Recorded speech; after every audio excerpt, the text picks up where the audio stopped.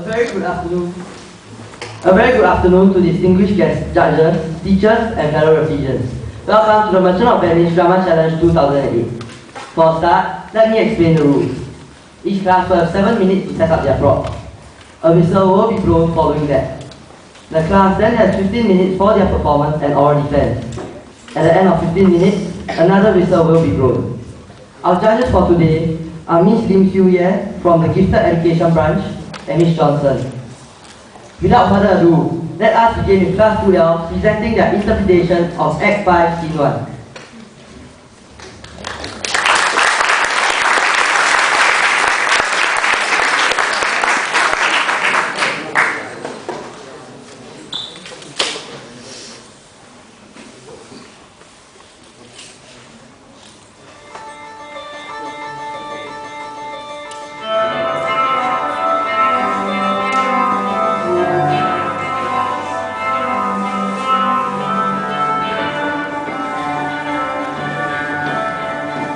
Avast, lady!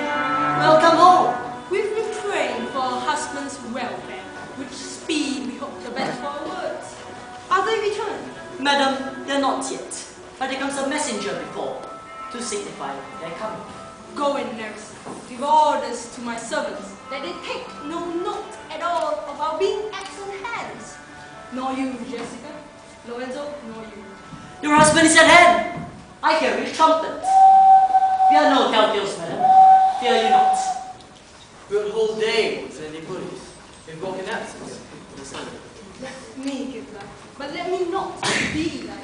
For a light wife doth make a speedy husband, and never be a son so vain. But God, sort of, you're welcome home, my lord. I thank you, madam. Give welcome to my friend. This is the man, this is Antonio, to whom I'm so infinitely bound. You should, in all sense, be much bound to him, for as I hear, he was much bound to you. No more than I am well acquitted of. Sir, you are very welcome to a house. It must appear in other ways than words, so therefore I scan... But billions of blistering particles! I swear you do me wrong. In faith, I give it to the judge clerk. Would he were gel that had for my part, since you take it, love so much at heart. A quarrel whole, really? What's the matter? About a hoop of gold, a paltry ring that she did give me, who supposed it was all the world, like Cutler's poetry, upon a knife. Love me, and leave me not. What taught you of the policy of the value? You swore to me when I did give it you, that you would wear it till your hour of death, and that it should lie with you in your grave. Though not for me, yet for your vehement oaths, you should have been respected and have kept it. Gave it a judge's clerk? No, God's my judge. The clerk will never wear hair on his face that had it. He will, and if he live to be a man. Aye, if a woman lived to be a man. Now, by Davy Jones, I give it to a youth, a kind of boy, a little cabin boy no higher than thyself. The judge's clerk, a prating boy that begged it as a fee. I could not for all my heart deny him. You were to blame, I must declare. To part so slightly with your wife's first gift, a thing stuck upon with oaths upon your finger, and riveted with faith upon your flesh. I gave it mine, and made him swear never to part with it, and here he stands.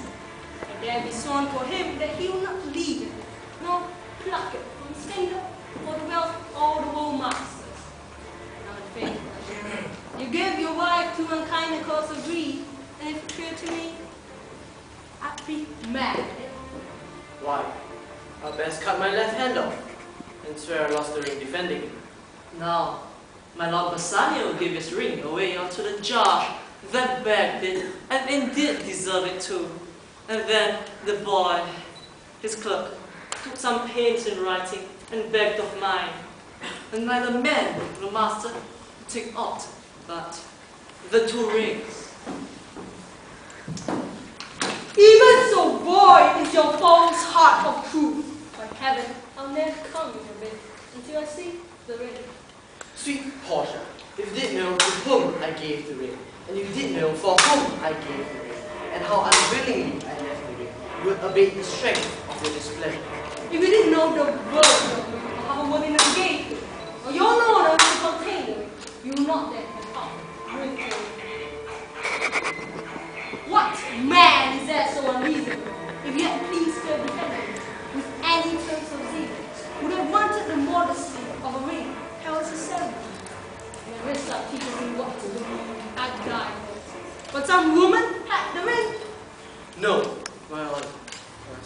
No woman had, but a civil doctor who did refuse 3,000 ducats of him and begged the ring, the which I did refuse him and suffered him when he was pleased away. Even he that held up the very life of my beloved friend. What can I say? I was beset with shame and courtesy. My honor would not let ingratitude so much be smeared. I was enforced to send it after him. Had you been there, I think you would have begged the ring of me to give the good doctor. Then let not the doctor come near the house. For since he's got the jewel that I love, and that you did swear to keep from it, I will become as liberal as you. I'm not denying anything that I have. No, not my body, nor my husband's bed. No, if I shall, I'm not sure. Lie not tonight from home, watch me like others. For if you do not, for if I be left alone, then by mine honor, which is yet mine own, I will have the doctor from my bed. And I, his clerk, therefore be well advised how you do leave me to mine own protection. Well, do you so? Let not me take him then. But if I do, I'll mark the young clerk's pen.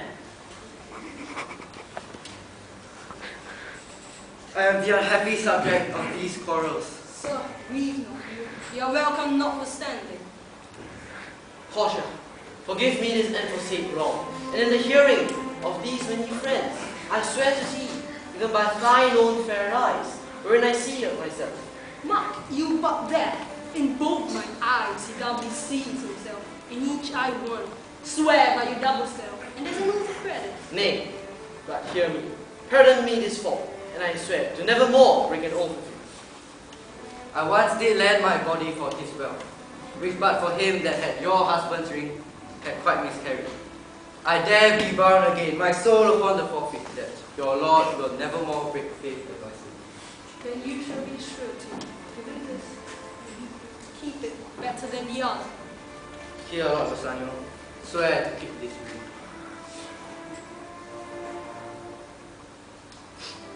Why, this is the very same I gave the good doctor. Pardon me, son. By this ring, the doctor, lay with me. And pardon me, my gentle Gratiano, for that same cabin boy, the doctor's clerk, in lieu of it, did lie with me. Why? This is like the mending of highways in summer when the ways are fair enough. What? Are we couples in error beloved? Speak not so grossly. You are all amazed. Here is a letter. Read it at the next. It comes from Carter from Overlap. There you shall find that Portia was the doctor, and the rest are there, the clerk. Antonio, I have better news yet in store. Here is yet another letter. In it you shall find that three of the argosies have richly come to shore suddenly.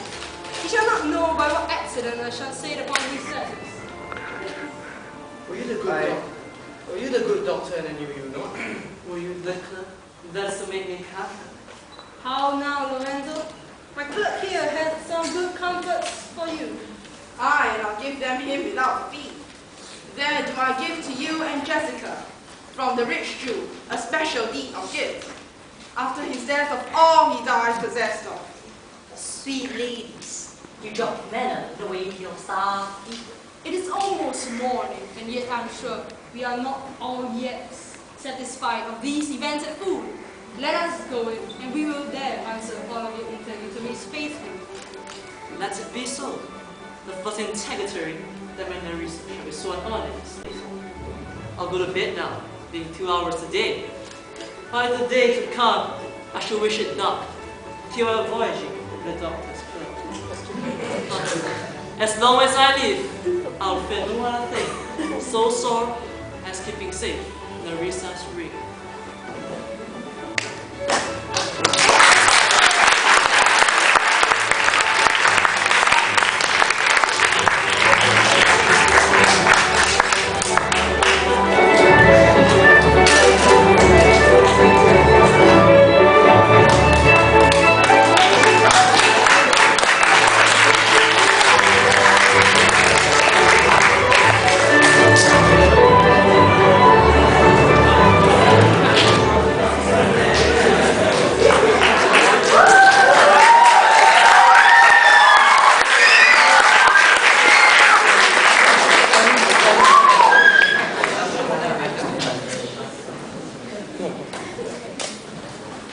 The theme of the pirates and the setting of the pirate ship was chosen for our interpretation of the scene, as we felt that this was a distinctive reflection of how the Christians had robbed Shylock of the forfeiture of the previously endorsed bond. Along with it, they also took all his possessions, leaving him a shattered and discolored man. At the start of this play, a bond was sealed between Antonio and Shylock. Antonio will have to repay a loan of 3,000 ducats or have a pound of his flesh extracted by Shylock as a forfeiture. Yet, as Antonio's investments failed to return home safely, Antonio was unable to return the full sum punctually. Thus, by Venetian law, he had to forfeit the bond and had to give up his flesh. But what happened in the end was entirely different for Shylock, as he never got his pound of flesh. Through the crafty and the unscrupulous methods of the Christians, they robbed Shylock of his forfeit and stripped him of everything: his wealth, his status, and his religion. And in this way, we can see that the Christians are like pirates of the sea, who use any method to acquire their wants and make away with them. Pirates, who also work for their own motivations and intentions, also will believe that their actions are rightly justified, just like the Christians in the play, or especially Portia, who is the judge in the trial. These Christians, the supposed protagonists of the play, display an element of ruthlessness as they go for total destruction of Shylock and everything that he has. So we can see that the Christians did not spare Shylock lightly, as they dealt him the heaviest blow a man can ever be dealt with. And so the Christians discriminate this common enemy and oppose this common evil that they perceive Shylock to be in cold cruelty. And at the same time, pirates plunder and kill mercilessly in a bloodthirsty fashion. And as a result of this entire total annihilation that Alden speaks about, Shylock doesn't appear in this scene. Neither does he appear in any other scene in this play, ever since the fateful one in Venice. And this absence of Shylock, this haunting absence of Shylock in the rest of the play, reminds us of just what the Christians have done. What have they done? What have they done to this moneylender, this Jew, but ultimately, most important of all, this man named Shylock? They have robbed him of his forfeit and his bond, the bond that he rightfully deserves for lending Antonio the merchant 3,000 ducats. They have robbed him of his belongings, all his money, everything that he has. They have robbed him of his pride, ladies and gentlemen, his religion, everything else that he can stand for in this world. And so let us remember that they have shamed him, they have destroyed him, they have left him with nothing but an empty soul. And so as we observe the reunions here today, as we observe the happy couples, Gratiano with Nerissa, Jessica with Lorenzo, Portia and our happy man, Bassanio, let us not forget that in doing so, they have, in the process of this, stripped Shylock of all that he has. They have stripped Shylock to a bare, empty soul. And because of this, members of the audience, we say that this cast is worthy of being the symbols of the pirates of the seven seas.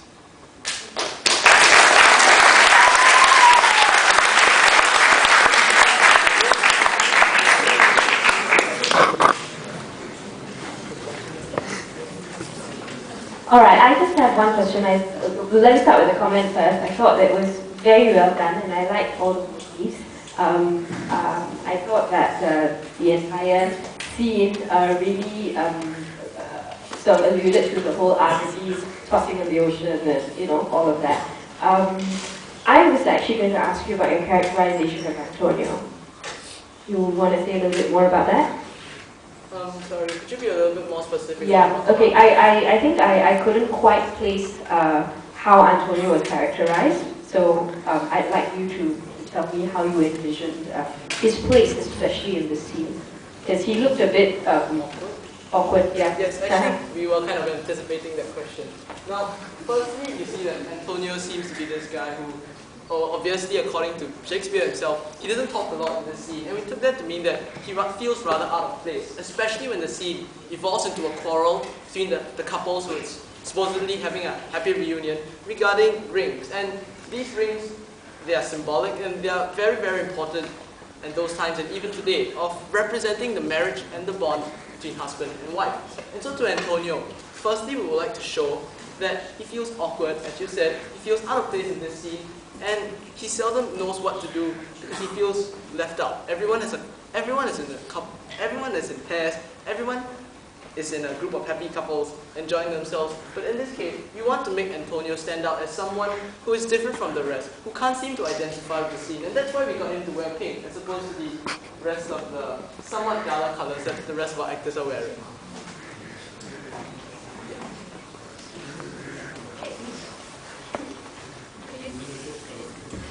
Could you tell me a little bit about the props and the things that you've made? Because obviously that's pretty much it's quite the highlight of your show, isn't it?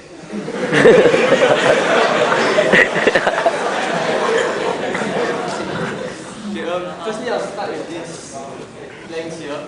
It's sort of like the side of the boat. It was made by various furniture parts we recycled and cut up, and we just nailed them together. For the sails, we just took cloth and canvas and a few poles and just tie them together. And that's about it.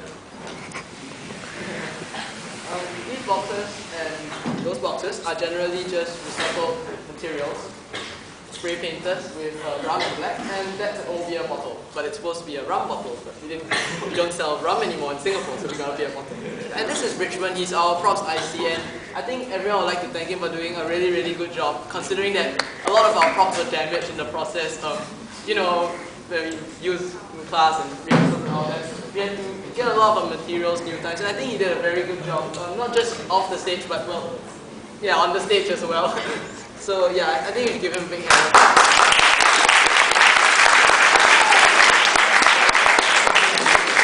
Okay, one more question. Tell me a little bit more about the parrot topic. The parrot is there just for comic relief at the start of the scene. Yeah, to mark the entry of Lorenzo and subsequently the rest of the scene. Yeah, so it's just a minor part of the scene. No, it's also to introduce like the pirate scene inside. So that's why you usually have a parrot to say that's why I was thinking welcome. It's like kind of like welcome. It fits into the setting, but not that much to make it a very significant item.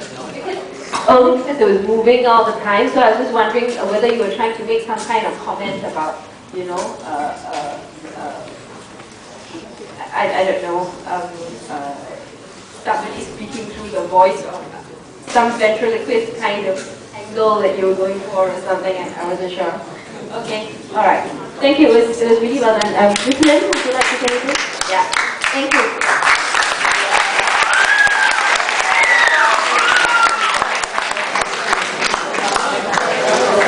Yeah. I'm lost on my back. Okay.